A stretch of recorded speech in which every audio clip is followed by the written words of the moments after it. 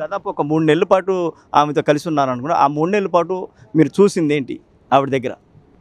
ఏమీ లేదండి, హల్చల్ చేయడం తప్ప ఏమీ లేదు.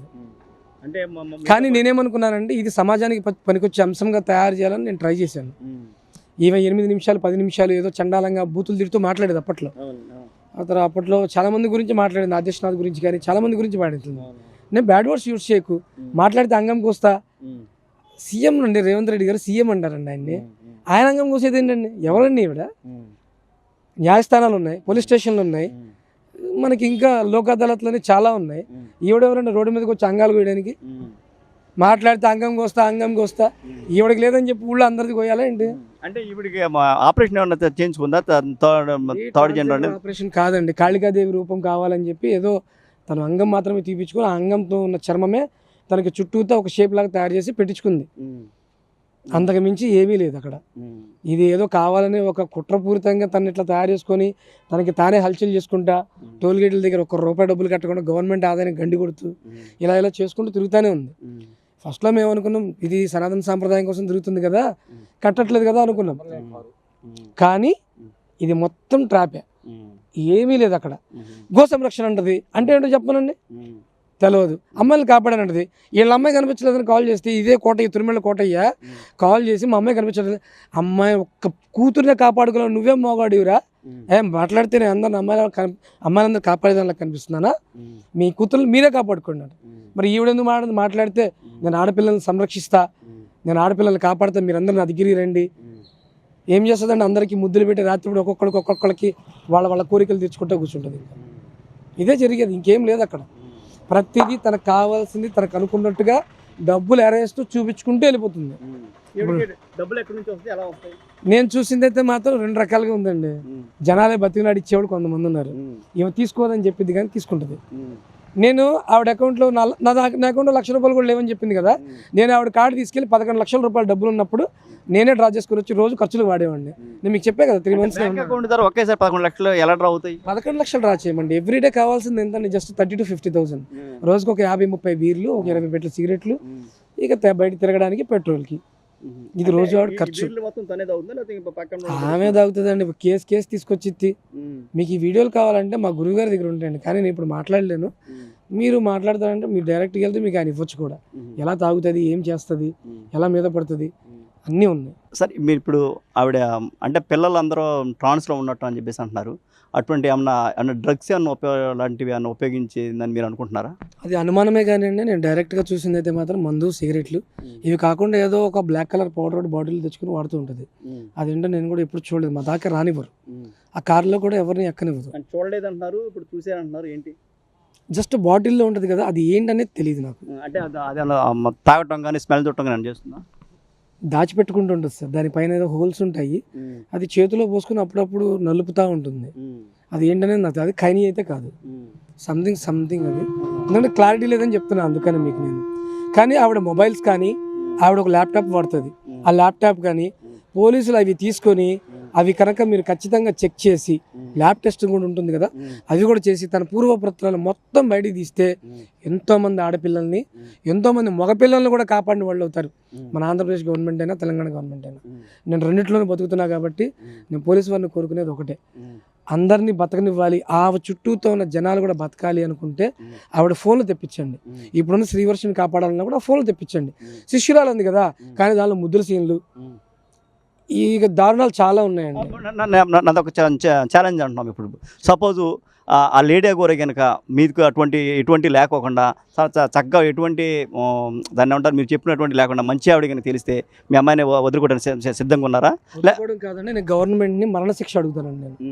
నేను మరణశిక్ష అడుగుతాను. ఎందుకంటే ఒక వ్యక్తి మీద మీరు నిందేసినట్టుగా మీరు మాట్లాడారు కదా, ఇప్పుడు అలా మాట్లాడినందుకు కాను నేను గవర్నమెంట్ కానీ చట్టాన్ని కానీ నా సెల్ఫ్ డెత్ నేను అడుగుతాను.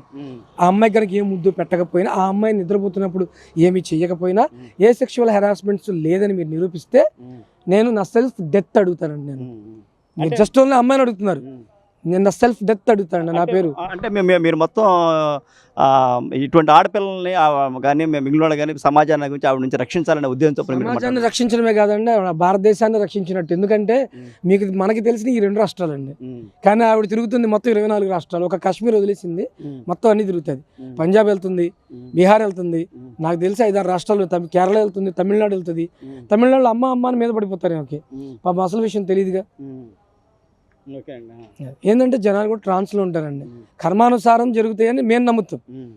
అఘోర సిద్ధాంతం ప్రకారం కర్మ సిద్ధాంతం ఉంది, అన్ని సిద్ధాంతాలు పనిచేస్తాయి, అలా నమ్ముతాం మేము. కానీ ఈవిడ సిద్ధాంతం ప్రకారం ఈవిడ చేసే పూజలు ఏవి ఫలించవు.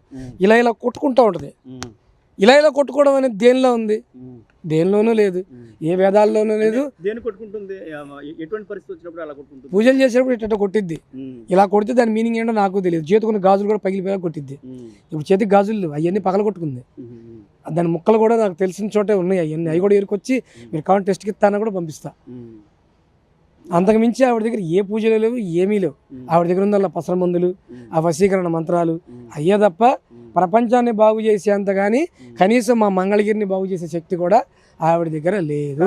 అఘోరి అంటే దాదాపు ఒక ప్రపంచాన్ని రక్షించే ఒక సంరక్షకులుగా చెప్తారు. వాళ్ళు ఎక్కడో అడవుల్లో ఉంటారు, బయటికి దాదాపుగా రారు, కనిపించరు. కానీ ఇది అందుకు విరుద్ధంగా ఈవిడ మొత్తం ప్రజల్లోనే తిరుగుతుంది, ఈ విధంగా చేస్తుంది. మీరు ఏ విధంగా చూస్తారు? ఇది సార్ కనిపించడం తప్పని కాదు, వస్తుంటారు, బయటకు వస్తుంటారు. ఇప్పుడు మా గురువు గారు కూడా బయటే ఉన్నారు. ఆయన వాళ్ళ గురువు ఆదేశం ప్రకారం ఆయన బయట ఉంటారు. ఈవిడ కూడా గురువు ఆదేశం ఉంటుంది, కానీ ఆ గురువు ఎవరు ఇప్పుడు ఎవరికి తెలియదు. పేరు చెప్తుంది విశ్వనాథ శాస్త్రి గారు అని చెప్పి ఒకసారి బయటికి పేరు చెప్పారు, కానీ ఆయన సంబంధించిన దాఖలాలు మాకు ఎక్కడ కనిపించలేదు.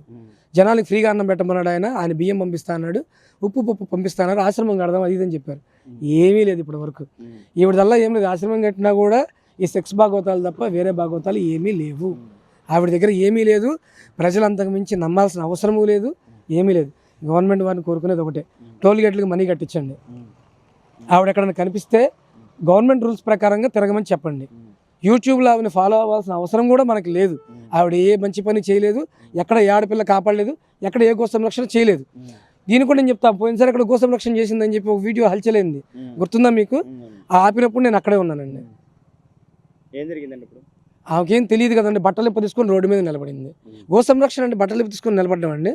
గోవులు దొరికినప్పుడు సంబంధిత అధికారులకి ఫోన్ చేసి, అయ్యా ఇలా దొరికినవి, వీటి గురించి వాకప్ చేయండి అని మీరు పక్కన కూర్చోండి, కుర్చీ చేసుకొని. పోలీస్ అధికారులు వస్తారు, గో సంరక్షణ అధికారులు వస్తారు, మన హిందూ దళాలు ఉన్నాయి వాళ్ళు వస్తారు, హనుమాన్ దళం అని ఉంది వాళ్ళు వస్తారు. వాళ్ళు ఎంక్వైరీ చేసిన తర్వాత కాదంటే అప్పుడు నువ్వు దాని గురించి ప్రతిఘటించాలి. పోలీసు వాళ్ళు వచ్చిందా దాన్ని పోలీస్ స్టేషన్కి తీసుకెళ్తారు. తీసుకెళ్లకుండా రోడ్డు మీద కూర్చొని సోలం పట్టుకొని బట్టలు తీసి షో చేస్తే దట్ ఈస్ నాట్ గో సంరక్షణ దళం అండి. ప్రచారం కోసమేనండి గో సంరక్షణ దళం. అర్థం చెప్పమనండి. Use the Google, no problem. ఆవిడ గూగుల్ కూడా అర్థమైద్దో లేదో, మళ్ళీ వేరే వాళ్ళు కావాలేమో. అంటే మీ లాస్ట్ డిమాండ్ ఏంటి? నాది ఒక్కటేనండి, పోలీసులు కానీ మన గవర్నమెంట్ కానీ ఒకటే కోరుకుంటున్నానండి. ఇప్పుడు మనకి దొరికింది ఒక శ్రీవర్షిని పేరు మాత్రమే. ఒకసారి అప్పుడు మొబైల్స్ తెప్పించండి, ఎంతోమంది దొరుకుతారు. ఎంతమంది దొరుకుతారు చెప్పలేండి. నాకైతే మాత్రం ఒక 4-5 అయితే దొరుకుతారని చెప్పి నాకు బాగా నమ్మకం. ఇలా బట్టలు లేని అమ్మాయిలు కానీ ఏదైనా కానీ ఒక 4-5 పక్కా దొరుకుతారని నా నమ్మకం. మీరు ఛాలెంజ్ అన్నారు కదా, మాక్సిమం అయితే ఒక 2-3 అయితే ఛాలెంజ్ ఇవ్వగలుగుతా. నేను చూసా కాబట్టి, ఇంకో 2 చూసా కాబట్టి ఛాలెంజ్ ఇవ్వగలుగుతా. అందరికీ ఈ మాయిల్లో మొత్తం మందులు, ఈ ట్రాప్స్ ఇవన్నీ. అంతకుమించి ఆవిడ దగ్గర ఏమీ లేదు. ఈ శ్రీవర్షిని ఆ గవర్నమెంట్ వారు కాపాడాలనే నేను కోరుకుంటున్నాను. ఎందుకంటే నేను కూడా ఒక 12-13 ఏళ్ల వరకు నేను కూడా సంరక్షకుడిగా ఉన్నాను. నేను కూడా ఆ అమ్మాయికి పెళ్లి చేస్తే చూద్దామని నాకు కూడా కోరిక ఉంది ఇప్పటికీ. కానీ ఇక జరిగిద్దా లేదనేది కూడా నాకు ఇక నమ్మశక్యంగా కాకుండా పోయింది. ఈరోజు చిత్తి ఇలా నేను ఒక మీడియాలో మాట్లాడితే నేను ఎప్పుడూ అనుకోలేదండి. ఆ అమ్మాయిని మాత్రం గవర్నమెంట్ వారు కాపాడతారని కోరుకుంటున్నాను. థ్యాంక్ యూ అండి.